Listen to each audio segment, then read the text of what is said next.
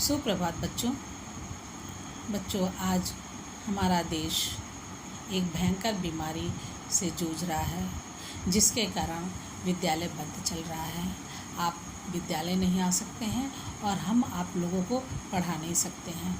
इसको ध्यान में रखते हुए सरकार ने एक योजना बनाई कि बच्चों की पढ़ाई में कोई व्यवधान उत्पन्न न हो। इसके कारण से उन्होंने नेटवर्किंग के माध्यम से बच्चों को शिक्षा देने की आदेश दिया। इस बीच मैं आपके बीच में काव्य के छायावादी कवि के रूप में सुमित्रा नंदन पंत का रचना नौका विहार पढ़ाने जा रही हूँ। बच्चों, सबसे पहले मैं सुमित्रा नंदन पंत की जीवनी पर प्रकाश डालती हूँ। सुमित्रा नंदन पंत का जन्म सन 1900 में अल्मोड़ा जिला के कौसानी नामक ग्राम में हुआ था। प्रकृति की सुंदर छटा के बीच में बसा हुआ यह गांव था और इस सुंदरता को देखते हुए पंत जी का प्रकृति से प्रेम हो गया था। इसी के कारण से इनको प्रकृति के सुकुमार कवि के नाम से भी जाना जाता है। इनकी प्रमुख रचनाएं हैं लोकायतन, वीणा, गुंजन, पल्लव, ग्रंथि, बूढ़ा चाँद, अनेक ऐसी रचनाएं हैं। जो मैं आपको नौका विहार पद पढ़ाने जा रही हूँ वह गुंजन रचना से ली गई है, जो 1932 में प्रकाशित हुई थी। उस समय पंत जी उत्तर प्रदेश के प्रतापगढ़ जिला के काला कांकर नामक गांव में आकर रह रहे थे। काला कांकर के गांव के बगल से ही गंगा प्रवाहित हो रही थी, तो प्रकृति की सुंदरता में बैठने के कारण से वह गंगा के किनारे आकर बैठते थे।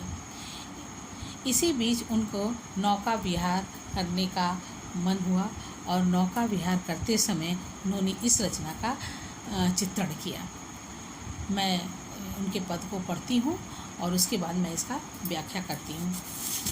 शांत स्निग्ध ज्योत्सना उज्ज्वल, अपलक अनंत नीरव भूतल, शैकत शैया पर दुग्ध धवल, तनवंगी गंगा ग्रीष्म विरल, लेटी है श्रांत क्लांत निश्चल, तापस बाला गंगा निर्मल, शशि मुख से दीपित मृदु करतल, लहरें उर पर कोमल कुंतल, गोरे अंगों पर सिहर सिहर, लहराता तार तरल सुंदर, चंचल अंचल सा नीलांबर, साड़ी सी सिकुड़न सी जिस पर शश की रेशमी विभा से भर, सिमटी है वर्तुल मृदुल लहर।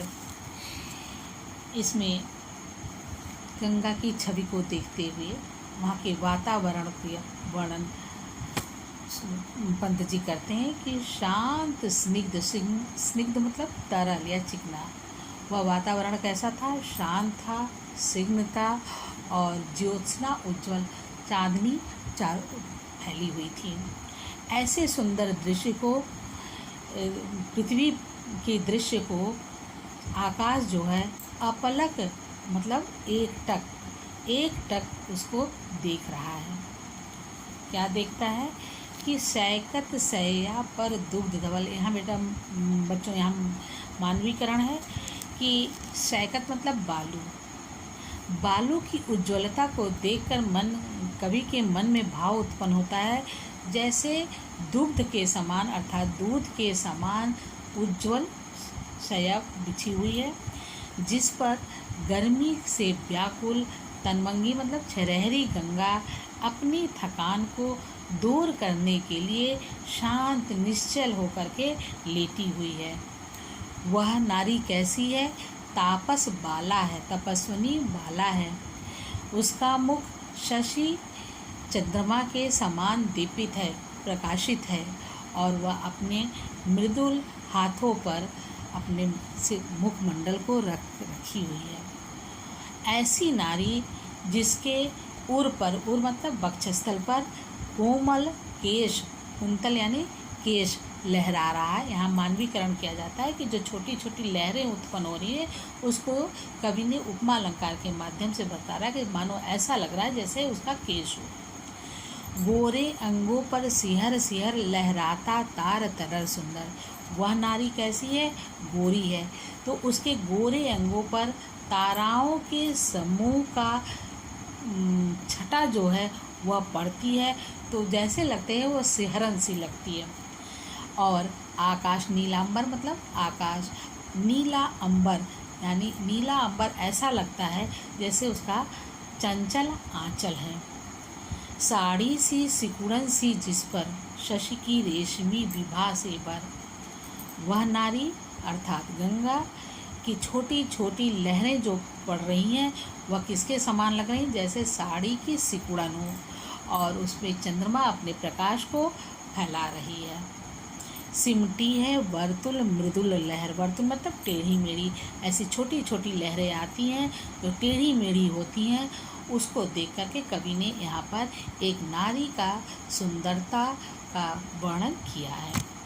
बच्चों, इसमें मानवीकरण है, अलंकार है, उपमा है, अनुप्रास है और इसकी भाषा जो है संस्कृतनिष्ठ और खड़ी बोली है। रस इसमें श्रृंगार रस है। बच्चों, आपके बोर्ड की परीक्षा के अनुरूप अब आपके इस पद के पर आधारित कुछ प्रश्न पूछे जाएंगे। जब आपको यह व्याख्या मालूम रहेगा तो आपको उस प्रश्न को उत्तर देने में आसानी रहेगी। इस प्रकार मैं इस पद का समापन करती हूँ। धन्यवाद।